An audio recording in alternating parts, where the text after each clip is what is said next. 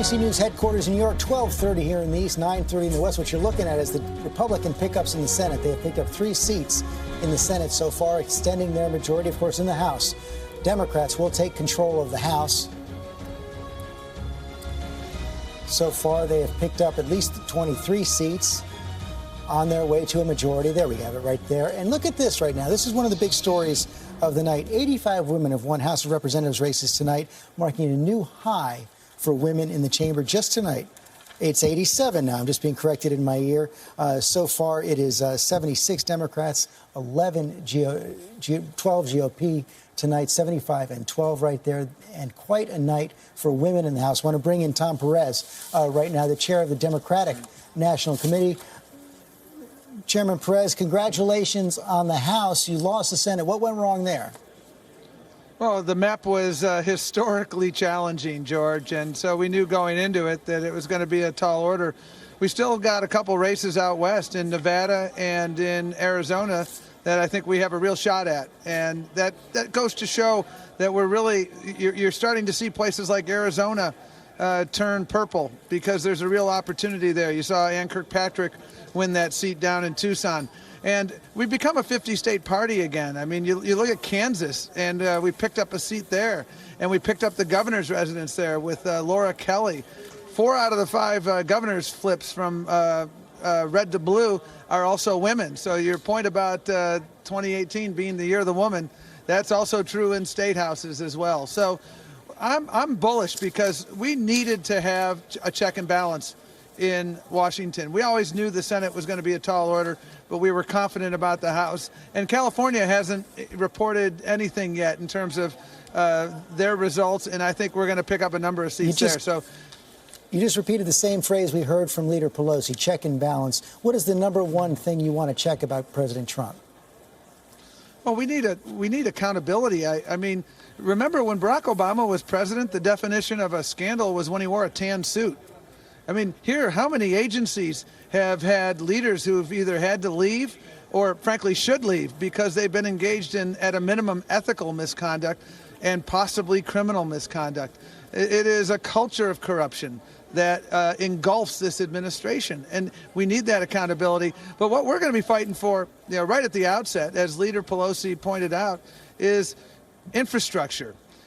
Protecting people with pre-existing conditions, making sure we can create good jobs across this country that pay a decent wage, making sure we protect our dreamers. We're going to go right to work on the issues that matter most to people. I've heard a lot about education from folks.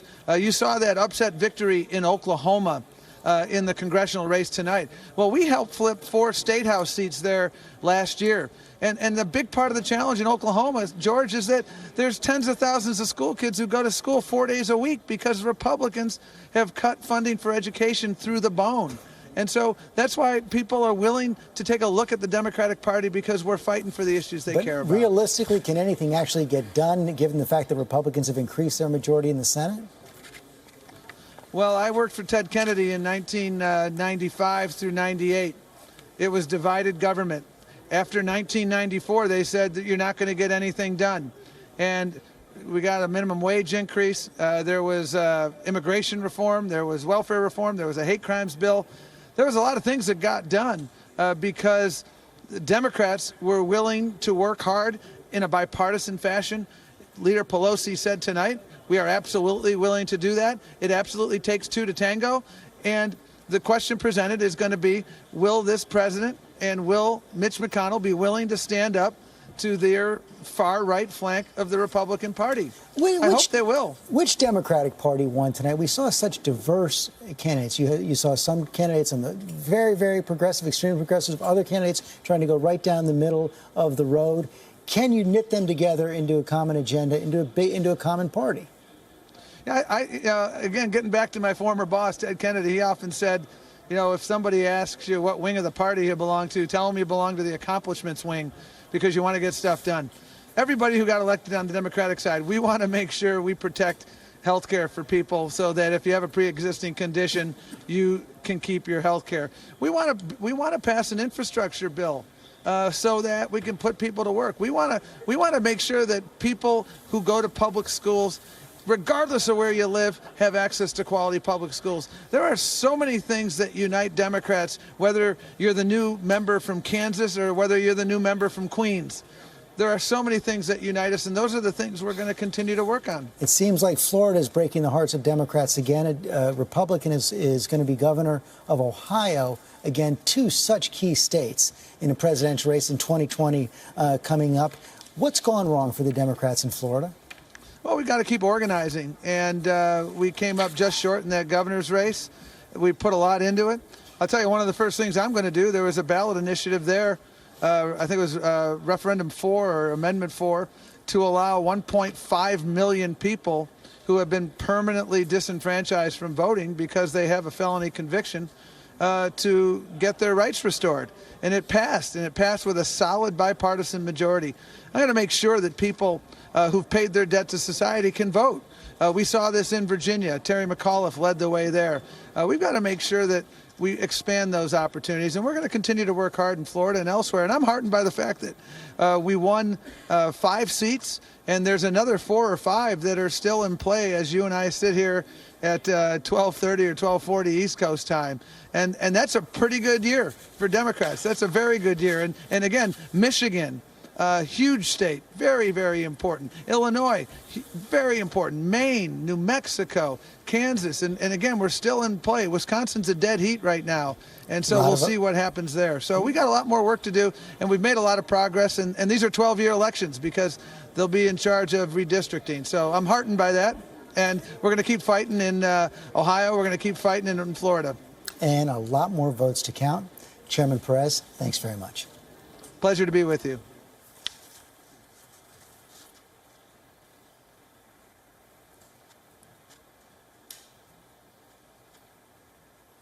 And welcome back to our viewers on the East Coast. We're watching Jimmy Kimmel. We're here in ABC News election headquarters in New York with the results of the midterm elections. Republicans are going to keep the Senate. Democrats going to take the House. We have a new result coming in from the state of New York, New York 27.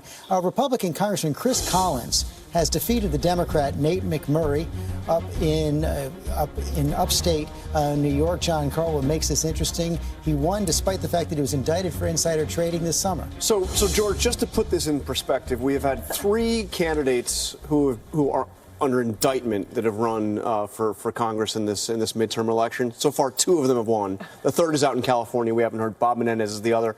But this is under indictment. Somebody that the Republicans tried to get him off the ballot because they thought there was no way he could win. Yeah, she suspended his campaign at one point. With this insider trading case, really solid insider trading case, but he has won. He has won. We're waiting to see what happens in the California race. We want to look at the Senate race in Montana right now. President Trump is working hard on that one as well. The Democrat John Tester up against Matt Rosendale right there. Right now, he has a lead, John Tester, one of the president's least favorite Democrats in the Senate. I want to go out to Kana Whitworth, who's in Montana this evening. Kana?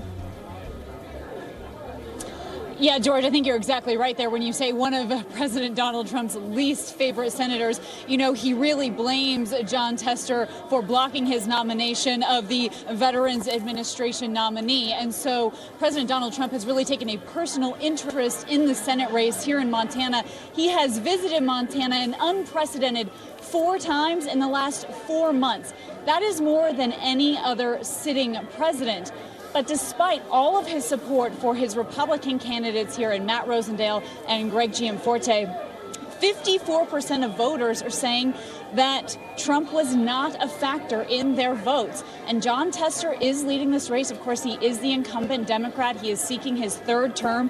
And in preliminary numbers, he is winning votes from women by 19 points. He's winning votes from people under 30 by a whopping 70%. But one of the numbers that really stood out to me, George, is that Tester is winning gun owners. 52% of gun owners actually voted for Tester. That's incredibly significant considering the hundreds of thousands of dollars that the NRA dumped into anti-Tester ads here in Montana. Also, 81% of people that live in the state of Montana live in a household where they own guns. And if we talk about the House race as well, it's one that people are keeping a close watch on. It is quite literally neck and neck right now. Greg Gianforte, of course, the incumbent who made national headlines after body slamming a reporter. He went ahead and had to plead guilty to misdemeanor assault for that. Now he's being taken on by the Democrat Kathleen Williams, and she is hoping to become the first woman to hold that seat for Montana in 77 years. She would also be the first Democrat to hold that seat for Montana in some 24 years. So, George, she's really hoping to get swept up in that blue wave that's taking over the House right now. Problem is, here in Montana, most people vote by mail. It's likely that we won't see any results until tomorrow officially. Jon Tester is here in the building. I was told he spent the day working on his '86 Chevy. He'll likely just have to tell everybody, hey, thanks for coming out, go home. We don't know who won yet. We don't know who won that one. We don't know who won the congressional race yet. David Muir, one of the president's trips to Montana in the last couple of weeks, he actually praised the body slam. Yeah, he did. He said he likes people who take on reporters like that, and he got some flack for that, but he stood by those comments. You know, when it comes to Jon Tester, though, in the Senate race, this was very personal for the president. Jon Tester standing in the way of Ronnie Jackson running Veterans Affairs. But Jon Tester took out a full-page ad and welcomed President Trump when he came to Montana. I thanked him for signing bills that Jon Tester had been a part of. And when you drill down into some of the exit polls, Kanan mentioned a few of them. 45% of those who voted in Montana said health care is the #1 issue. And it's really interesting. You go to pre-existing conditions. Who's the best to handle this? 43, 44, almost evenly split. There was a key ad in this race from Jon Tester. He famously lost a couple of his fingers in a meat grinder. He's a farmer from Montana. He talked about having lost those fingers, that his parents had to pay for it with their own money because the insurance they had ended up being junk insurance. And he pointed out that I'm the one who will protect pre-existing conditions. Really, really interesting race. He's a farmer. He goes back to Montana. She mentioned he was working on his old Chevy today. We'll see if he holds on in that race. Again, he welcomed President Trump to town. Even though President Trump has said, this is personal for me. That's why he went out there and campaigned against Jon Tester. We have a result coming in from the state of Iowa right now. Congressman Steve King, 8-term congressman, has defeated his Democratic opponent, J.D. Schultz, a former professional baseball player. What makes that so interesting, Mary Bruce, is that Steve King, who has been criticized for aligning himself with white supremacists, even disavowed by the head of the National Republican Campaign Committee, still holds on to win. Yeah, it is really remarkable. King has come under intense criticism from Democrats and Republicans in recent days. You saw the Republican Party trying to distance themselves from him. He has a long history of making rather inflammatory comments. He is known as quite a lightning rod on Capitol Hill, and I suspect he will continue to be one. Continue to be, and still holds on. Yeah, absolutely. You know, I think one thing that was interesting mentioned in this is the role of guns in this, because the NRA did go after Tester. This was an issue that they tried to raise. But we have seen in race after race across the country the issue of guns come up. We've seen Democrats run for, common sense, what they call common sense gun control, and it's worked. Well, this is really something. And Cokie Roberts, let me bring you in on this, and then Anna Marie Cox as well. You saw the Parkland students go out after the massacre in Florida. You saw Gabby Giffords and her super PAC spend money. You saw Michael Bloomberg advertising on this issue as well. It seems to have had an impact. It does, and that's a change. We haven't seen the gun issue play this obviously in races as we have this year. Michael Bloomberg did a big push on this, and his candidates by and large won. And I think that you're really seeing a change on this where people there have been so many of these mass killings that people are beginning to respond to that. Anna, you want? I also think just the dialogue in this has actually been opened up a little bit. The results in Montana remind me, like, I'm a gun owner. I come from a long line of gun owners. I also believe in common sense gun control. There's a big difference between gun ownership and belonging to the NRA. And I think the NRA has sort of made it clear that they stand for a very small percentage of gun owners. And that if you can be someone who enjoys shooting, who enjoys hunting, and also feels like these shootings of children, have gone too far. I mean, we have to do something. And the NRA has been outspent. Right. I mean, this is the NRA by one calculation has been outspent by 40% more spent by these groups like Bloomberg's, Gabby Giffords, the Parkland students. They've gone out. You mentioned Bloomberg. He's endorsed his group, Everytown, endorsed 65 candidates. So far, 40 of them have won. Only 10 so far have lost. And something we haven't really been talking about tonight, that this election happened just days after 11 people were killed in Pittsburgh. And those pipe bombs that went out all over the country, these the explosive devices. I was there in Pittsburgh as President Trump and the First Lady paid the visit to the synagogue when neighbors just across the street were shouting, "Your words matter." So many people went to the polls in this election with that on their minds, with those very real faces of violence and horrific death that they took with them to the polls. You can't separate that emotion when you go in to vote. But President Trump changed the subject as much as he possibly could. He changed it to the border again by sending the military in there. So, as we all know, he's expert at that. And by the way, the one Republican that has hung on in Pennsylvania in a competitive district is Brian Fitzpatrick. He is one of just 3 Republicans that was endorsed by Gabby Giffords' group. That is a change. We'll be right back.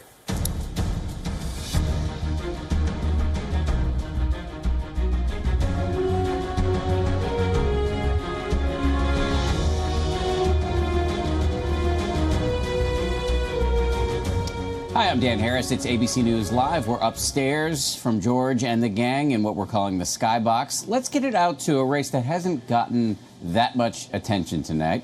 ABC's David Wright is in North Dakota, where the Democrats lost an important Senate seat.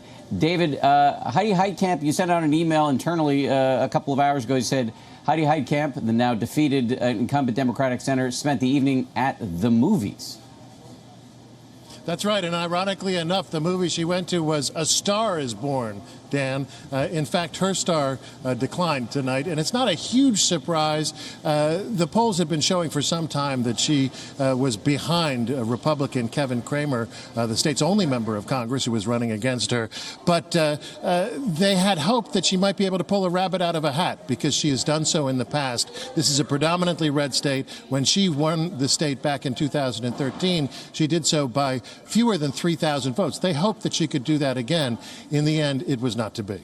So the conventional wisdom was that she was put over the top last go-around by the Native American population. This go-around, there were charges of voter suppression leveled by folks in the Native American community. Can you talk us through a little bit how this dynamic played out? Sure. This was a voter ID law that had been set aside by the federal courts, reinstated by the U.S. Supreme Court just in the last month. And what it said was that voters had to have an ID card that showed a street address that matched their voter registration. This was particularly onerous on Native American populations who live on reservations here where there isn't necessarily a street address. There's a P.O. box. So there was a massive response to this. Hollywood stars came to town, and the state's Indian reservations stepped up. The Native American groups, mostly the Sioux tribe, started printing ID cards, new tribal ID cards for their people. They printed about 3,000 of them in the past couple of days, trying to ensure that their voters would not be kept out because of this voter ID law. It's a really poignant issue. Native Americans weren't given the right to vote in this country until 1948. In the state of Arizona, they couldn't vote until 1970. David Wright, thank you for your reporting. And North Dakota tonight. is the home of the Sioux Uprising. There we go. Yes. We saw a Sioux Uprising in response. Indeed. David Wright, thank you again. Really appreciate it. Let's get it back downstairs to George and the rest of the gang. We'll see you soon.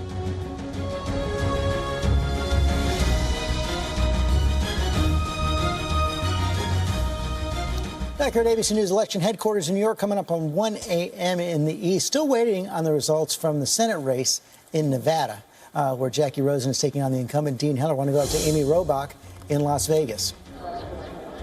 Yeah, it's pretty remarkable, George. Nearly 3 hours after polls officially closed here in Nevada, there are reportedly still people in line waiting to cast their votes. This is in the Reno area and parts north of Reno, and that is why we have no poll results right now. We have a ballroom full of people here at the GOP watch party waiting for any word if their candidate, incumbent Dean Heller, is going to live to fight another day. This has been an extremely close close race from the very beginning with his opponent, Jackie Rosen, very close in the numbers, too close to call for most pollsters up until tonight. And this has been a very interesting race indeed, because certainly we've seen Dean Heller flip-flop quite a bit, and that has been what Jackie Rosen has run on. We've been seeing in exit polls that healthcare has been the main reason why people are voting who they're voting for. Well, Heller has a problem with that, because he famously back in 2017 stood next to the governor of Nevada and said that he would not vote to replace the Affordable Care Act because of what it did to people who had pre-existing conditions. And then when Trump fired back and said, if you do not vote for the Republican bill, I will personally root for somebody, support somebody against you in the primary. And so that is when Heller flipped and broke his promise, and that has been one of the main things that Jackie Rosen has been running on. Also, Heller and Trump don't exactly have a very solid relationship. Very famously back in 2016, Dean Heller saying, I am 100% against Hillary Clinton, and I'm 99% against President Trump. Well, in the past 2 years, he has dramatically changed what he said, and as recently as October, stood next to President Trump and said, everything you touch turns to gold. And so we will see if that's enough for Heller to live another day. Also of note, very interesting, if Jackie Rosen wins here tonight, she will join the state's first female senator to become the second female senator here from Nevada, making history tonight potentially. So we are still waiting for those first poll numbers to come in here in the state of Nevada. And of course, we'll be here throughout the night and bring you the very latest as that develops, George. Thank you, Amy. Nothing counted. Even about 40% of the vote came in early. I want to go to California right now. We've got some races we're looking at right now in the state. California Democrats have a lot of hopes there. First one, District 45. This is just the raw vote. We cannot project a winner right now, but that is the Democrat Katie Porter up against the incumbent Mimi Walters. Also, and this is a race that has a lot of people paying attention. Harley Rhoda, Democrat, up against Dana Rohrabacher, an ally of President Trump, also been somewhat entangled in the Russia investigation. And then also California 50, Amar Kampa Najjar up against Congressman Duncan Hunter, another congressman who has been indicted just this summer for campaign finance violations. But right now, he appears to be ahead. And we're going to talk about California a little more in a minute. But right now, ABC News can project that the Democrats will pick up between 32 and 36 seats in the House. Props to Nate Silver. What was your final number? 34? 36, yeah. Okay. We'll take it. And that's what it looks like it's going to come in right now. The averages have worked out. Democrats will pick up between 32 and 36 seats in the House. Let's go back to California right there. Matt Gutman, can you hear us right now? You're out in Costa Mesa. What are you hearing? Hey, George, I just want to set the scene for you. We are at Dana Rohrabacher's election party. It's actually at an Irish pub, and that's because upstairs from here is Dana Rohrabacher's campaign headquarters. 2 blocks away is his house. It's all very convenient. Now, you guys mentioned it there in New York. There is a lot at stake here in Southern California and across the state. 7 congressional districts that are up for grabs that were voted They voted for Hillary Clinton in 2016, but are Republican. Some of them look like they're turning, not all of them. This one is incredibly close here. And just to give you a sense of the context here, we are just miles away from the cradle of the Reagan Revolution. Dana Rohrabacher himself was an under-press secretary for Reagan. But this place is turning, and largely based on the votes of women, some minorities, but also professionals here who are tired of President Trump. But nobody is talking about the president, especially here right now. What they are talking about is health care, the high tax burden in California, and something that is particularly odious to many people here in this state, and that is the gas tax that many people want to see repealed. Now, take another look behind me. What you see are more members of the media and reporters than supporters of Dana Rohrabacher. The other thing that people are talking about is incumbents. Dana Rohrabacher has been in office for 30 years, and even some of his supporters with whom I spoke here tonight say maybe it's time to hang it up. And an indication of that has been money here. President Trump has not visited to campaign in California, not once during this election cycle. He has been here to talk about immigration and the border fence, but not about the campaign. So a lot of money being poured in here from the Democrats, not so much from the Republicans. And that's one of the reasons that we could see them losing congressional seats like this one that have been red for decades. Matt, thank you, Matt. Mary, some Republican leaders may also not be so unhappy to see Dana Rohrabacher go. They famously joked about him being on the Russian payroll before the 2016 campaign. Yeah, he's been criticized quite a bit for being cozy, shall we say, with Russians. It's something that he's come under fire for. I suspect that they would respond in that way. One more switch in New Jersey. New Jersey 2, Democrat Jeff Van Drew has defeated Republican Seth Grossman, another pickup for the Democrats in the state of New Jersey. Many more results to come in here on ABC News. Another hour left.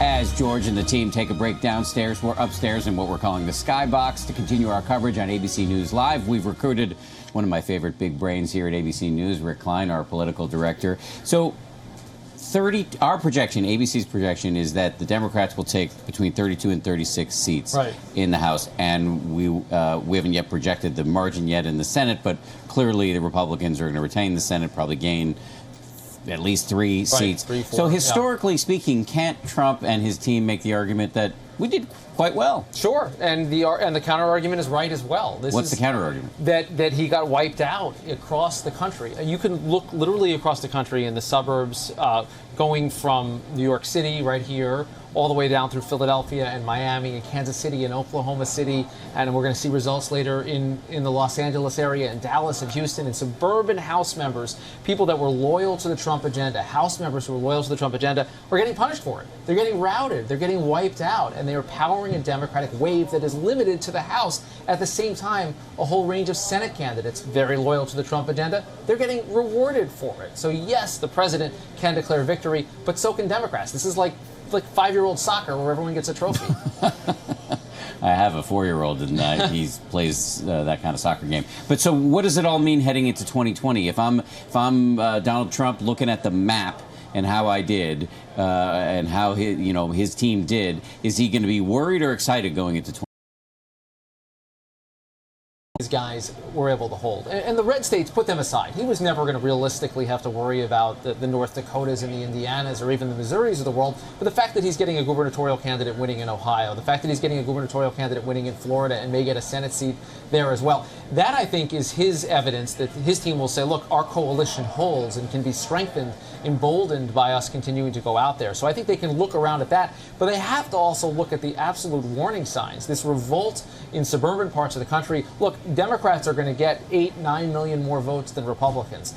President Trump got 2 million votes fewer than Hillary Clinton. Can you maintain a re-election strategy kind of knowing that you're going to lose the popular vote? That's a pretty dicey proposition. Well, then it comes down to who's his opponent. That's exactly right, and that's what the matchup looks like. And I think on the flip side, the Democrats are going to learn all sorts of contradictory lessons from this. They're going to say, look, we ran the opposition playbook. We put strong candidates out there, and we said Donald Trump must be stopped. He's a menace. We're going to start to bring oversight, accountability. And they can say they did that in the House. But where they try to hold on in these Senate races with people that are actually pretty moderate, that would say sometimes, I agree with President Trump for a lot of these senators, those guys got wiped out tonight. But some moderate Congress people running for the House also did win, so it's really tough to draw hard conclusions here. But you've been taking a look at the exit polling data in terms of the mood of the electorate. What are you learning? Well, a couple things I think are striking. First of all, just the fact that this 10-point disapproval margin was baked into the electorate. I think that is the story of the House, and I think you see it there. If 54% of the country disapproves of the president's job performance, you're not going to win the House of Representatives, and that is just a historic trend. That's a hard thing for a president. Any president faces that. And then I'm struck by the right track, wrong track number. We know that this country's economy is humming. We know that the president is out there making the case all the time. But the fact that more people think we're on the wrong track, that's a very difficult number for re-election. You almost never win as an incumbent if there's a 12-point gap between the right track and the wrong track. And it speaks to the split decision tonight, because you see the president's popularity in places where he remains very popular, the places that he was campaigning just in the last couple of days. Yeah, I'm going to ask you a huge question with like a minute left here, so I apologize in advance. You're steeped in politics. what you're describing here in terms of the American situation is not great. How do we get out of this? Can we get out of this? There is no clear path. And in fact, I think both sides went into this election thinking that they're right, and I think they're going to come out of this election being pretty sure that they're right, with lots of evidence for that. My concern is that no one is going to look to this to realize where they're wrong, where they're going wrong, because clearly both parties have huge holes in the kind of coalitions you need to actually govern this country. Thank you, Rick Ball of Sunshine Klein. We appreciate that.